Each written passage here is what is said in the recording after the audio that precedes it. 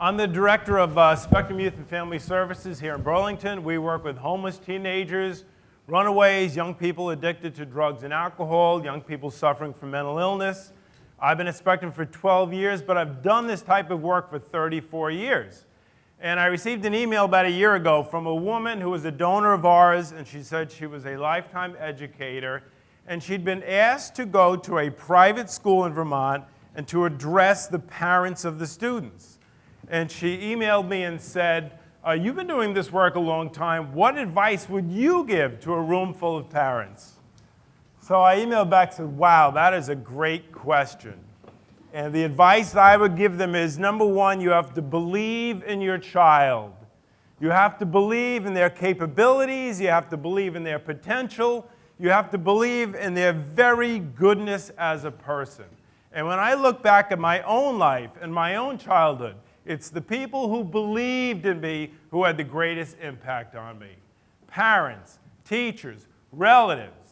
I sometimes tell the story in high school. I played lacrosse. My junior year, I made the varsity team. I was named starting defenseman. And I started off playing really well. But the coach was a screamer. He believed that the way to motivate people was to scream at them. Well, the more he screamed at me, the worse I did. By the end of the season, I had completely lost confidence, and I was sitting on the bench. The next year, I transferred to another high school, much bigger high school, much higher level of athletic play. And I thought, wow, I'll be lucky to even make the team. Well, I did make the team. I started out third string, a couple of injuries, I'm on the field. I had a really good season. I played really well. Now, why was that? Because this coach was not a screamer. He was an encourager. I could have a bad play, and he would say, that's all right, get back in there. I know what you're capable of. He believed in me. He believed in me even when I didn't believe in me. But the more he believed in me, the more I started to believe in myself. But just because you believe in your child doesn't mean you're their best friend. And I see a lot of parents who are trying to become their kids' best friend. That is not your role. Think of a really good friend who you have. Do you set limits around that friend's behavior? No. Do you set boundaries for that friend? No, that's not what a best friend does, but it's exactly what a parent is supposed to do. The next thing I would tell those parents in that room is you need to model the behavior that you want your children to follow. I have a quote up on my office wall by the Italian author Umberto Eco. I heard it on the way into work one day on Writer's Almanac. I wrote it right down. He said, I believe that what we become depends upon those things our fathers teach us in odd moments when they aren't trying to teach us.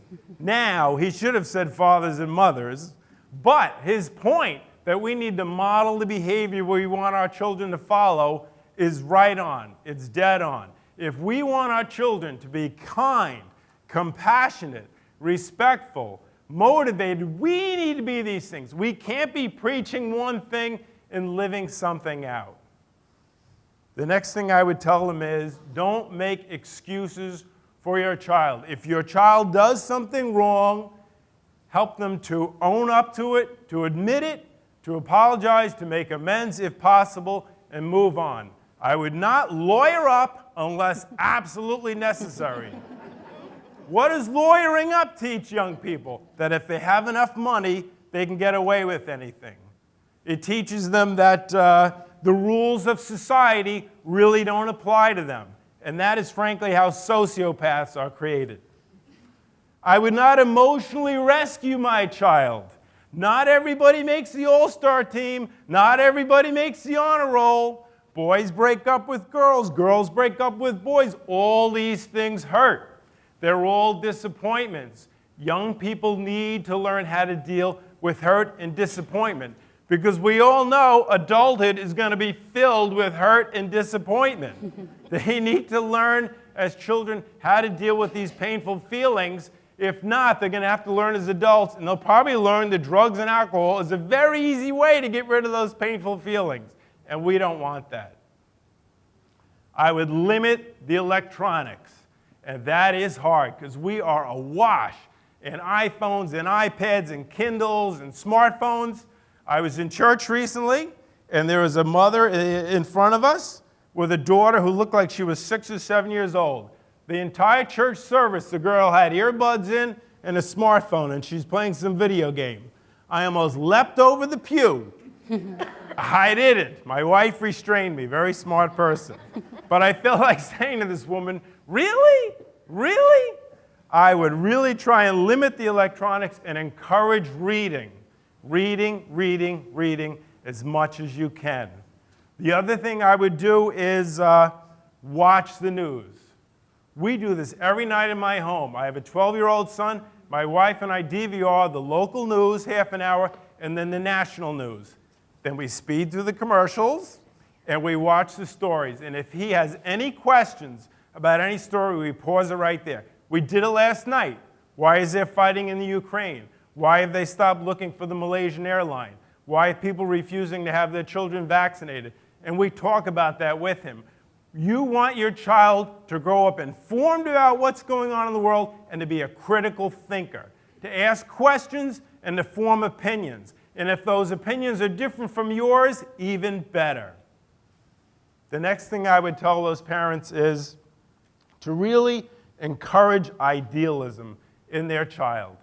Teach them about Rosa Parks, about Nelson Mandela, about William Wilberforce, about Dorothy Day. Watch the movie Selma together. Watch Amazing Grace. Watch 42 about Jackie Robinson. And tell your child, these people made a difference in the world.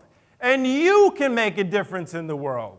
You have the right and the responsibility to build upon the things that my generation did well and improve them, and to correct the things that we haven't done well, of which there is no shortage. They may not win the Nobel Peace Prize. So what? That's not what this is about. It's about using the intelligence, the skills, and the talents they have to help create a better world. Being negative, being cynical is easy. Anybody can do that. That's the lazy way out. You want to inspire in them the sense that they can create a better world. And finally, I would tell those parents, you need to tell your child, I love you. Don't presume they know that. They need to hear it out of your mouth. You need to say it through childhood, through adolescence, and for the rest of their lives. They need to hear it, and you need to say it. Not every parent gets it right every time. I know I don't. I have 2 children. I don't get it right every time. But I really believe if you do these things and you really bring to the parenting role the sense of seriousness it deserves and the sense that it truly is the most important thing you will ever do in your life, raising that child, then I think your chances of having a child who's happy, who's healthy, and who knows their place in the world, your chances of that are very good. Thank you very much.